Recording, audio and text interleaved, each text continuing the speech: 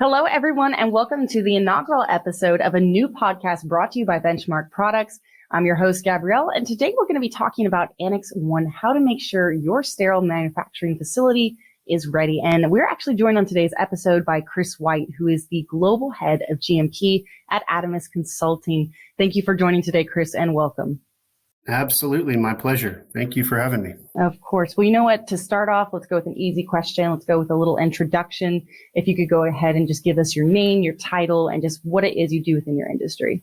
Yeah, sure. So my name's Chris White. I'm the Global Head of GMP at Adamas Consulting.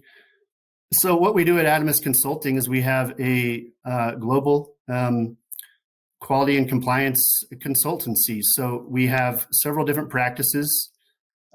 Those being good clinical practice, good pharmacovigilance practice. We have a computer systems compliance practice and a good manufacturing practice, which I lead. Prior to my position at Adamas, I've been in industry going almost 18 years, starting out in QC microbiology, testing, supporting the manufacture of sterile products. I moved on from the lab into production, where I first ran into benchmark sales reps and started using the suite cleaning line in our clean room. From there, I went on to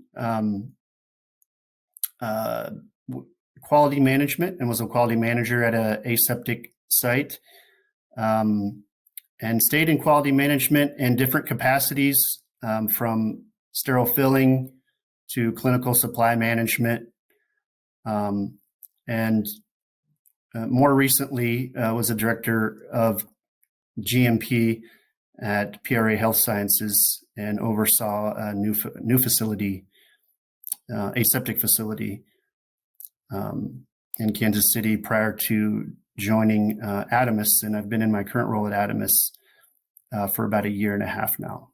So wonderful. Thanks for sharing. You've got quite the resume on here, and we're going to be talking today about Annex 1 and just how we can make sure that our sterile manufacturing facilities are ready. So you're qualified to talk about this. I'm excited to get into the discussion. And I know the first big question we have is just what are the standouts from Annex 1 in your perspective, specifically the separation between cleaning and disinfecting steps? Yeah, well, that is one of them. There's a heightened emphasis on cleaning versus disinfection. There's a document referenced in the new revision called the contamination control strategy, which sites are expected to have now. And then the revision goes into the different elements of that contamination control strategy. One, like you said, being acknowledging that surfaces can only be adequately disinfected once they're cleaned. So you have the separation of cleaning versus disinfection.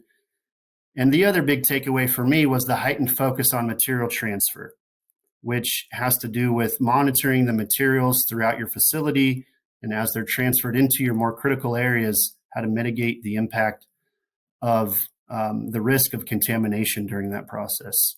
So those are the biggest takeaways for me.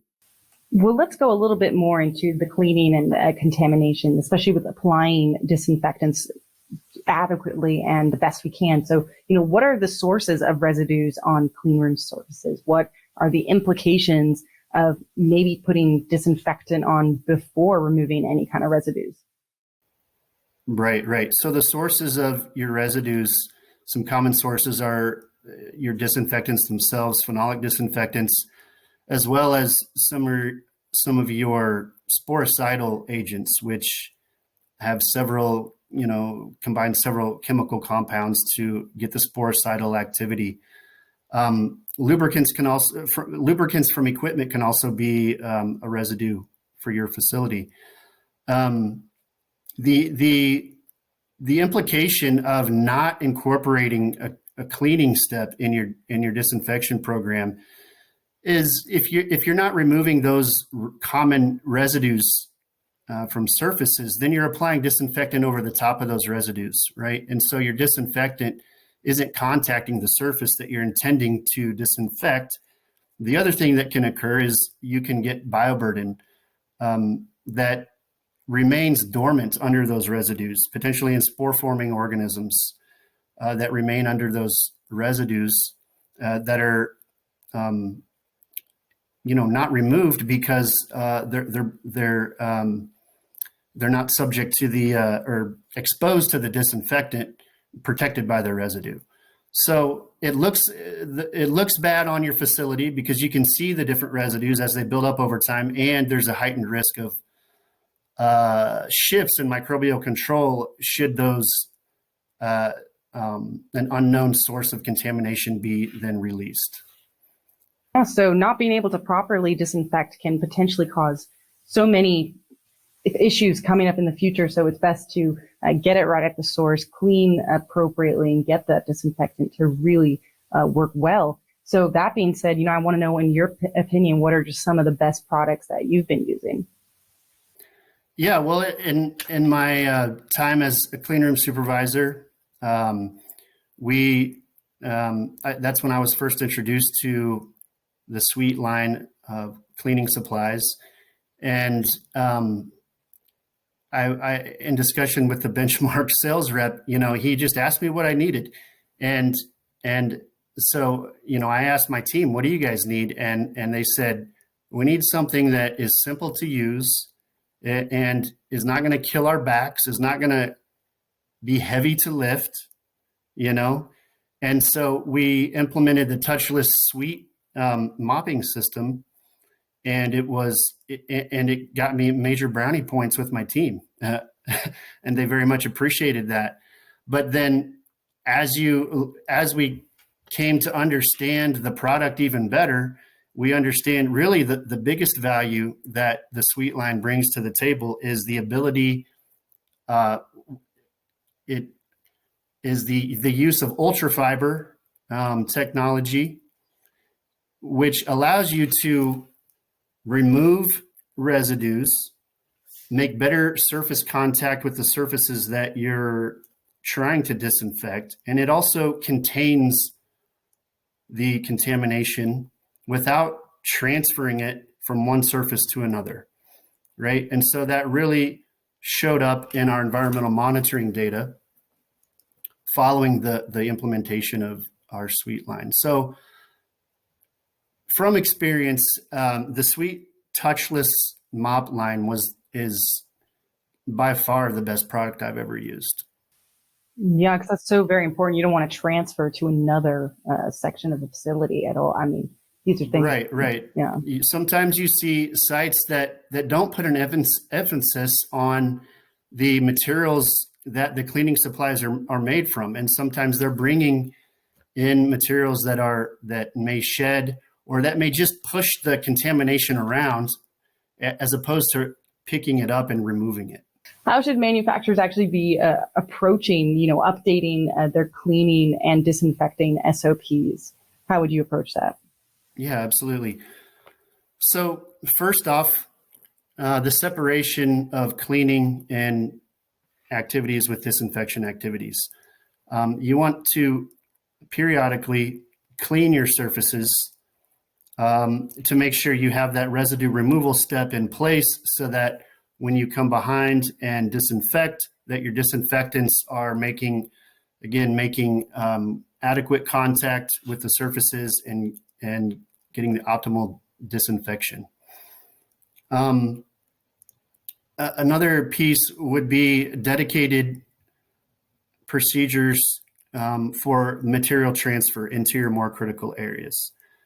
That material transfer, I call it, is a primary vector for the ingress of contamination from, less or lower cleanliness areas. And so if you don't have robust procedures, both cleaning those items and disinfecting those items as they're transferred to more critical areas within your facility, that is going to continue to be a primary vector. And and that's why it's called out in such a detailed way in the Annex 1 revision. Nope. Okay. And then I guess the last thing would be the materials. There should be an emphasis on the materials of construction for your items that you're bringing into your clean room, and specifically for your cleaning products themselves. Like I said, with the suite line, those products are made for clean room areas. They're sterile, they're non-shedding, and they're made to, with the ultra-fiber technology, made to remove residue specifically for cleaning purposes. Which is just so very important. And manufacturers, they're going to be wanting to validate their new products and procedures, to make sure that they're actually compliant with Annex 1. So how, in your opinion, is the best way that manufacturers can do this? Yeah. So with cleaning methods, you want to use the actual cleaning detergent or that you're going to use, or sterile WFI, and you want to use the actual cleaning supplies in your facility, and you want to pick an area, a lower cleanliness area, or maybe in your clean room returning from a period of shutdown where your facility controls have been turned off. And so what I would suggest is what I call baseline environmental monitoring sampling, and sampling your facility while it's in a dirty state.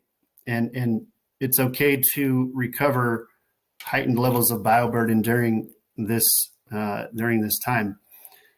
Then you take your cleaning supplies and your solutions, and your team cleans the area, and then you come in behind and monitor the same locations again that you monitored before, and you want to show an overall reduction in the level of bioburden from your baseline sampling to your after cleaning sampling. And so that's one simple way that you can validate your cleaning methods.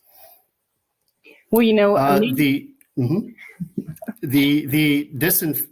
disinfectants usually are tested by the manufacturer for efficacy in laboratory settings, but the different regulatory bodies will expect you to test those